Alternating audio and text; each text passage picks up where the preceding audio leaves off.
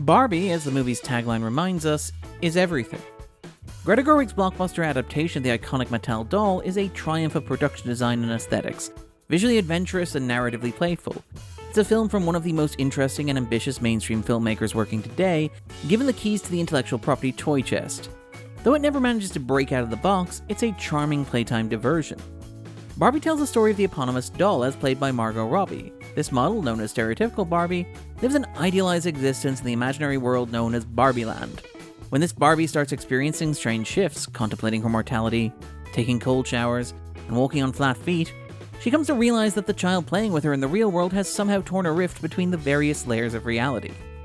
Joined by Ken, a doll defined entirely by his relationship to Barbie and by his job as Beach, Barbie ventures out into the real world on a mission to restore the delicate balance. It's a solid if predictable premise.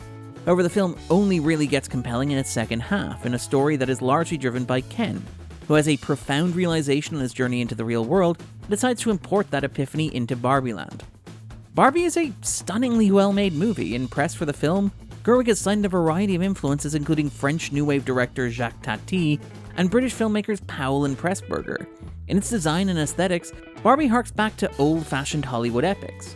Shot for a fraction of the budget, Barbie looks much more impressive than contemporary blockbusters like Fast X, The Flash, and Indiana Jones: The Dial of Destiny, leaning into its artificiality in a way that evokes classic studio filmmaking.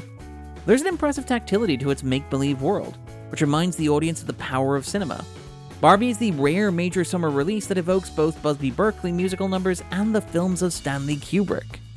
It is a film that is technically dazzling, with particularly impressive work from production designer Sarah Greenwood, costume designer Jacqueline Duran, and set decorator Katie Spencer. It is a remarkable technical accomplishment and a reminder of how good these sorts of crowd-pleasing spectacles can look. The script, written by Gerwig and long-term partner Noah Baumbach, is arch and self-aware.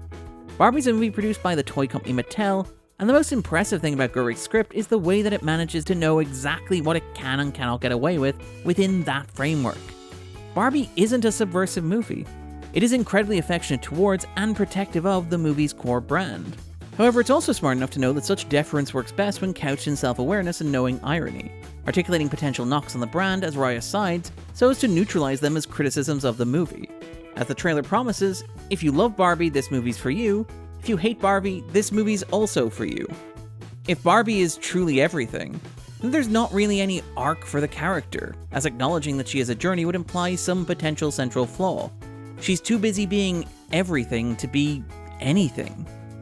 So Gerwig and Baumbach wisely focus on Ken, a figure so hazily defined and so secondary to the brand that he can be afforded a character and an arc across the film.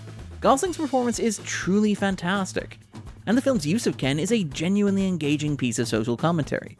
It's entirely possible that Best Supporting Actor may come down to Robert Downey Jr. in Oppenheimer and Ryan Gosling in Barbie. At the same time, it is perhaps frustrating that this big-budget live-action Barbie movie channels all of its Kenergy into its male lead. It's disappointing to find oneself wishing that Barbie was more invested in Barbie herself, to make the case for the character's enduring relevance beyond just asserting it as fact. Still, Gerwig enjoys playing with these toys and has an uncanny understanding of how far she can bend this plastic figurine before it breaks. There's more life in these plastic dolls than in most of this summer's blockbusters. Barbie is screening in cinemas now and makes an excellent double feature with Christopher Nolan's Oppenheimer. If you're staying home, you can always check out They Clone Tyrone on Netflix. It's really good.